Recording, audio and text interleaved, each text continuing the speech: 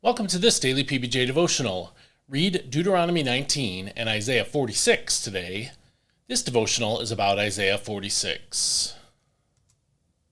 Bel crouches, Nebo cowers. Their idols weigh down beasts and cattle. The images you carry are burdensome, a load to the weary animal.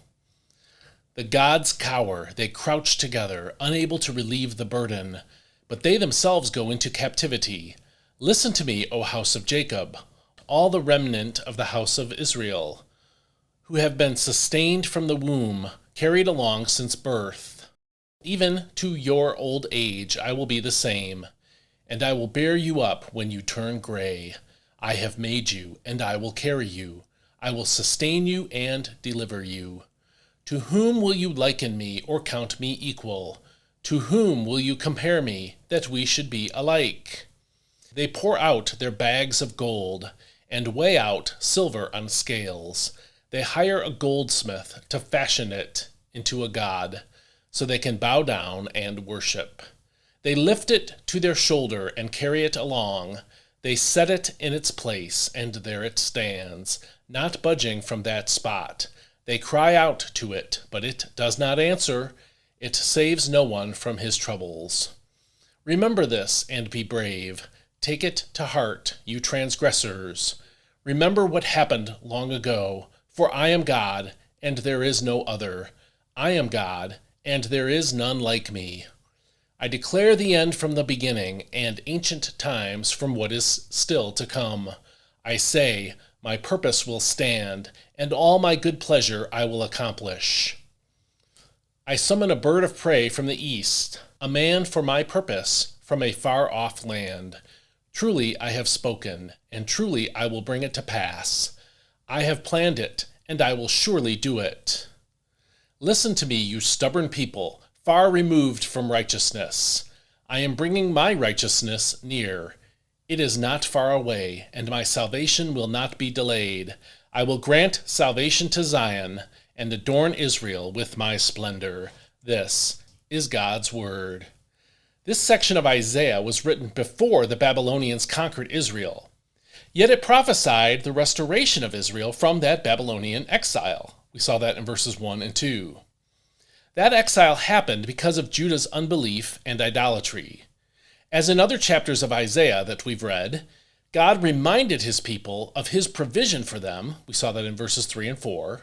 And his superiority over other so-called gods. We saw that in verses 5 through 13. The purpose for this revelation was, first, to warn the people of Judah of coming judgment. We saw that in verse 12. 2, to teach those who would read this later during that judgment not to follow the gods of the Babylonians. We see that in verse 1.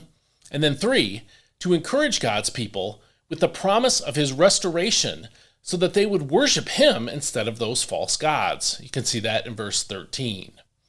In verse 12, Isaiah wrote, this is from the NIV, "Listen to me, you stubborn-hearted, you who are now far from my righteousness." That rebuke was for people who were worshiping false gods. Whatever piety they thought they had was being measured by the wrong stick, because they were, in fact, as God said, far from my righteousness. As Christians, we do not worship idols in complete unbelief as the people of Israel and Judah did. However, our wayward hearts are still charmed by idols despite our new birth and allegiance to Christ. When we are enamored with materialism or the desire for recognition and status from others, or by a life of ease or pleasure, or by countless other idols, we trade genuine worship of the true Creator God, as described in verse 19, for man-made objects, as we see in verses 6 and 7, that cannot help us when we need it, as we see at the latter part of verse 7. Idolatry is like trading in a genuine army officer for one of those little green plastic army men that little kids play with. Idols don't ask us to seek and desire holiness, but they are a cheap, impotent substitute for the true God. What idols are you tempted by? Money? Materialism? sex appeal, positions of power in this world's corporate or government structures, or something else completely. Don't let these cheap imitations turn your heart from the true God. If you found this devotional helpful, I'd encourage you to go to my website at dailypbj.com/subscribe and subscribe for free using your email address so that you can receive these every day and be cued to be in God's Word each day.